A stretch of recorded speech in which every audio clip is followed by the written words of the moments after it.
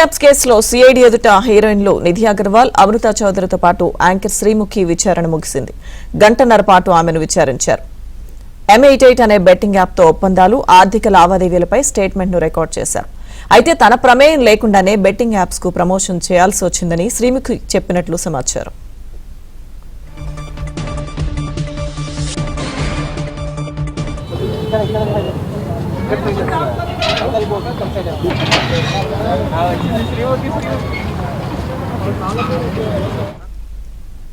Betting apps కేసులో CID ఎదుట హీరోయిన్లు నిధి అగర్వాల్, అమృత చౌదరితో పాటు యాంకర్ శ్రీముఖి విచారణ ముగిసింది. విచారణకు సంబంధించిన పూర్తి అప్డేట్స్ మా ప్రతినిధి ప్రవీణ్ లైవ్ లో అందిస్తారు.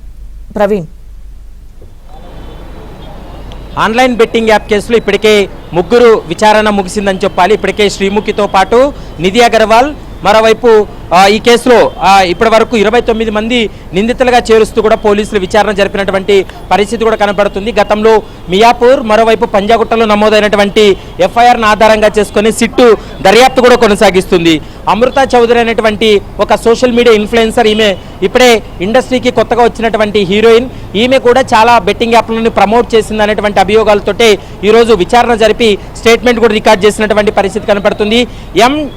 M88 అనేటువంటి బెట్టింగ్ యాప్ను శ్రీముఖి ఆమె బెట్టింగ్ యాప్ను సోషల్ మీడియాలో ప్రమోట్ చేసినటువంటి పరిస్థితి కనబడుతుంది. మరోవైపు యోలో 247 అనేటువంటి ఒక యాప్, మరోవైపు ఫెయిర్ ప్లే అనేటువంటి బెట్టింగ్ యాప్ను అమృత చౌదరి ఈ బెట్టింగ్ యాప్ను కూడా ప్రమోట్ చేసినట్లు ప్రస్తుతం సిఐడి ఆధారాలు సేకరించి ప్రస్తుతం అయితే మాత్రం స్టేట్మెంట్ రికార్డ్ చేశారు. సుమారు ముగ్గురిని కలిపి దాదాపు 3 గంటల పాటు విచారణ జరిపారు.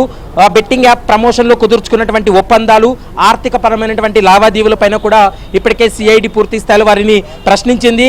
మరోసారి అంటే ఇప్పటికే తెలంగాణ రాష్ట్రం ఏర్పాటైన తర్వాత గేమింగ్ యాక్ట్ అనేది అమల్లోకి వచ్చింది కాబట్టి తెలంగాణలో బెట్టింగ్ యాప్లను ప్రమోట్ చేస్తే చట్టపరమైనటువంటి చర్యలు తీసుకుంటామంటూ కూడా ఇప్పటికే పూర్తి స్థాయిలో పోలీసులు కూడా చెప్పినటువంటి పరిస్థితి. మరోవైపు శ్రీముఖి ఇచ్చినటువంటి స్టేట్మెంట్లో ఒక అంశాన్ని కూడా చెప్పడం జరిగింది. గతంలో నేను ఒక షోలో ఉన్నటువంటి సమయంలో తన ఫోన్కి ఒక కాల్ వచ్చింది, ఒక అమ్మాయి కాల్ చేసింది. ఆ సమయంలో తన మిత్రుడు కాల్ లిఫ్ట్ చేశాడు. అయితే ఒక ప్రమోషన్ వీడియో చేయాలి, ఆ ప్రమోషన్ వీడియో చేసినందుకు ఇంత అమౌంట్ ఇస్తామంటే తన స్నేహితుడు దాన్ని అంగీకరించి ఒక స్క్రిప్ట్ పంపించారు. యథావిధిగా ఆ స్క్రిప్ట్ని చదివాను తప్ప తనకు తెలియకుండానే ఈ బెట్టింగ్ కేసులు ఇరుక్కున్నాననేటువంటి అంశాన్ని శ్రీముఖి తన స్టేట్మెంట్ ఇచ్చినట్లు మనకు సమాచారం అందుతుంది. మరోవైపు నిధి అగర్వాల్ కావచ్చు, అమృత చౌదరి కూడా ఈ బెట్టింగ్ యాప్లను గతంలో మేము ప్రమోట్ చేశాం, ఇక నుండి ఈ బెట్టింగ్ యాప్లను ప్రమోట్ చేయమంటూ కూడా సిఐడి ముందు వాళ్ళు వాంగ్మూలం ఇచ్చినటువంటి పరిస్థితి కనపడుతుంది.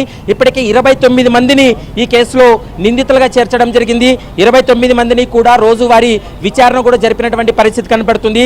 ఇప్పటికే ఈ కేసులో అంటే 5 మందిని ఇప్పటికే విచారణ జరిపిన తర్వాత గడిచినటువంటి 10 రోజులుగా ఈ కేసు విచారణ కొనసాగుతుంది. ఈ విచారణలో బెట్టింగ్ యాప్లను ప్రమోట్ చేసినటువంటి హర్ష సాయి కావచ్చు, మరోవైపు అనన్య నాగల్ల, టేస్టీ తేజ, ఇలా ఎవరైతే ఈ సోషల్ మీడియా ఇన్ఫ్లుయెన్సర్సు, సినీ ప్రముఖులు, మరోవైపు యూట్యూబర్స్ ఉన్నారో వారందరినీ కూడా నోటీసులు జారీ చేసి విచారణ జరుపుతున్నారు.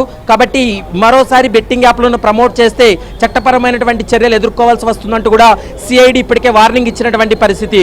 ఎవరైతే ఉద్దేశపూర్వకంగా ఈ బెట్టింగ్ యాప్లను ప్రమోట్ చేశారో వాళ్ళపైన ఖచ్చితంగా చట్టపరమైనటువంటి చర్యలు తీసుకుంటామనేటువంటి అంశాన్ని అయితే మాత్రం ప్రస్తుతం ఆ సిఐడి కూడా చెప్తున్నటువంటి మాట.